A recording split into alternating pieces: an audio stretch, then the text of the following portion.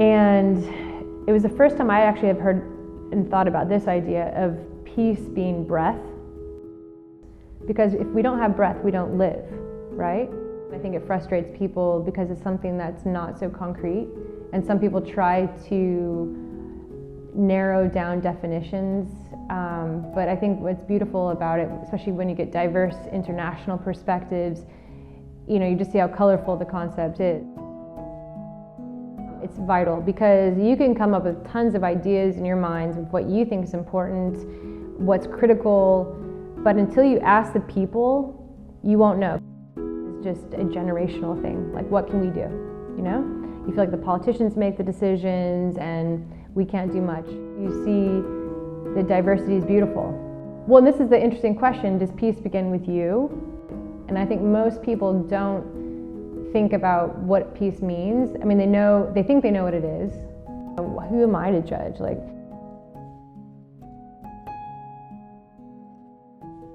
That is a tough question. The peace is something that on your personal level, that you have this mental stability necessary for you to pursue your goals, your happiness. On the social level, that you can build a society that has this basic trust and is bonded by the basic trust between its members. Muslim, you can be Jewish, you can be Serbian, you can be Croat, Albanian, you can be Ukrainian, you can be Catholic, whichever you want, Jesuit, it doesn't matter really. Every part of you may want to hide. But the important thing is we belong to a bigger system. It is weird to feel safer in Warsaw than in their own countries, in their own hometowns, with people just like them, with same skin color, same culture, same background, and this kind of things. So for me, peace is, okay, how can I go another day without somebody staring at me and calling me something rude? That's the two facets of peace, right? And the point I'm trying to hit home is, if you want peace to be promoted, the best way of doing that is to accept it and make a universal language of it. And there's no better language than art.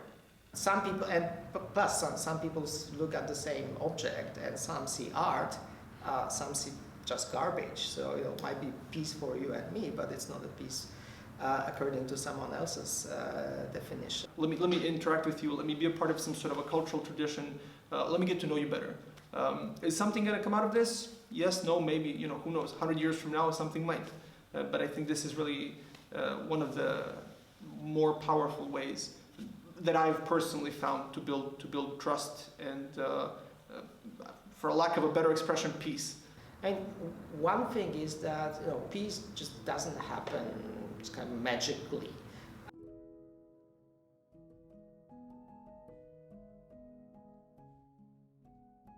In Warsaw now. Oh my God, do you really want to know? We have a history of peace in this part of Europe, in this country, in Poland. But I notice also there is this deep division, deep inside division. And the issues like radicalization, like polarization, are the most important things, in my opinion, that we are actually targeting. We hear about the hate crimes, hate speech all the time. We hear about the new models of radicalization. The setup is here. The kind of a conflict setup is already here. Conflict situation is already here, and it's just a question for the leaders, all kinds of leaders, political, cultural, to navigate societies, to kind of steer the society out of such a quagmire. You have soccer hooligans, you have neo-Nazi groups, paradoxically, in this country. You really have anti-Semitic incidents in this country. You have xenophobic incidents, many of them. I have a friend personally who got attacked verbally. She's from Africa and she verbally got attacked in Wrocław. I know a girl from Kazakhstan who got assaulted physically by an elderly lady in Kraków. And there's people here that receive comments all the time, right? Mixed couples as well, racially mixed couples. And rather than me taking it personal, there's actually things that I can do to help to break that barrier. Because then I'm also not just helping myself, I'm helping them. People, if they see a human face and a human story behind this, terrible conflicts, and if I go past kind of initial fear, then I don't think like the Poles are different from your average other people. Being able to work legally here in Poland, being able to have my family's restaurant and being able to work there, people coming there, people not tend to deciding who I am for my skin color, but for my occupation and for what I can provide to them. That for me is peace. I'm allowed to be myself in this country, respecting the traditions of the country and the language of the country. I know that tolerance is very important, and I don't have to, for example, I am Catholic, but I have friends who are different religion, and I accept them how they are. It is more important what you deliver in for the other people, for the community, and the other community is always more willing to listen to you because it's different, because they don't have this perspective, they have never seen it before. It's all about the mind. It's about how I see it. If I have a negative experience, I try to level it up by thinking what positive happened to me. For example, I spent time with my girlfriend, or I spent time with my parents, or I was able to talk to a Polish person in a restaurant and talk about my culture and promote my culture. That balances out for me. And negative experience, yeah, sure, these negative experiences happen, and they will happen every single day. But the fact that I have the language and the fact that I understand this culture gives me a much better edge. When you encourage every person, wherever they are, if you have a friend, a girlfriend, a boyfriend, anywhere in the world of, I don't know, same skin color, different skin color, you just encourage them and you say, you know what, yeah, maybe that was something that didn't work out, but maybe here it will. And these simple words of encouragement, they may give wings to people who have never felt safe in their entire life. If I'm at peace and everybody else is unhappy, that's not real peace. So it's about sometimes being less happy yourself, but kind of more peaceful as your family, extended family of your community. This is a feeling of being safe in a way. I believe that that safety is something which we all care about, and part of being safe is building peace. Peace and the understanding of peace, the understanding of all these basic things, they all come from family.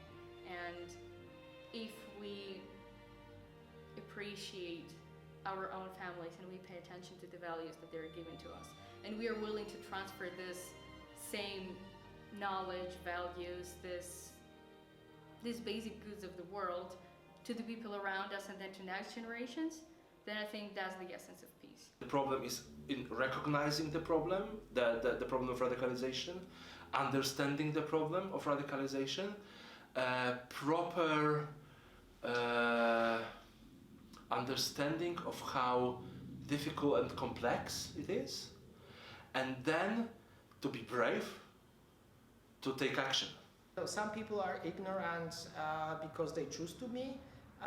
Some people are ignorant because they have other things to do, or they think they have other things to do.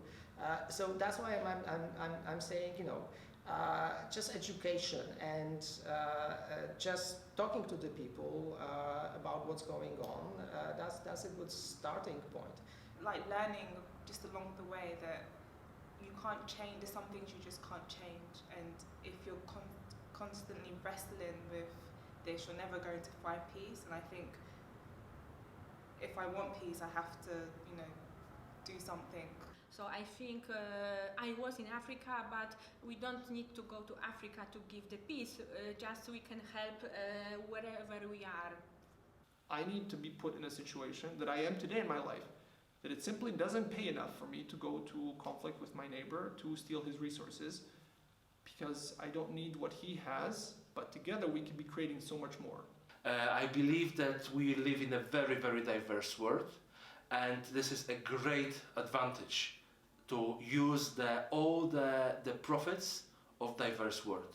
We don't use it on everyday level. There are so many people who live in dangerous places and dangerous countries who are in conflict, who have been in conflict for years, decades, and some of them can even say that they're happy because, for example, all of their family is alive, and they're just encouraging them, or there is a part of the family in some other country, but you just know that they have a good life, and that makes you feel happy, that makes you feel some inner peace inside of yourself.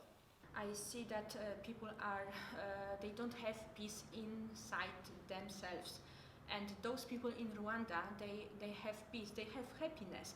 They invite you to the table, give you one banana, and they are so much happy. And here you can go to expensive restaurant, and you are jealous because someone is on higher position in the job, because of another problems that you make the problems in your head.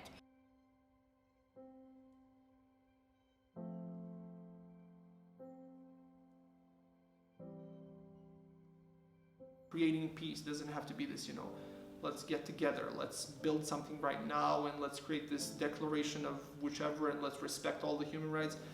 I simply think you have to kind of make it a cultural value. You have to make peace cool. If you feel strongly about a certain conflict, you have dozens of charities, organizations that you can support.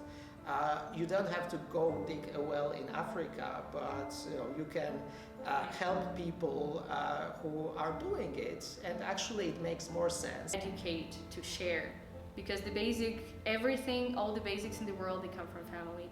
If your family is at peace, if you're at peace with your parents, for example, that is something that usually gives you wings. Even if I have difficulties and the things put me down, but the fact that I believe helps me to stand up, and this gives me mostly the peace. Peace is this state where kind of everybody wins, not just one person, but kind of everybody wins.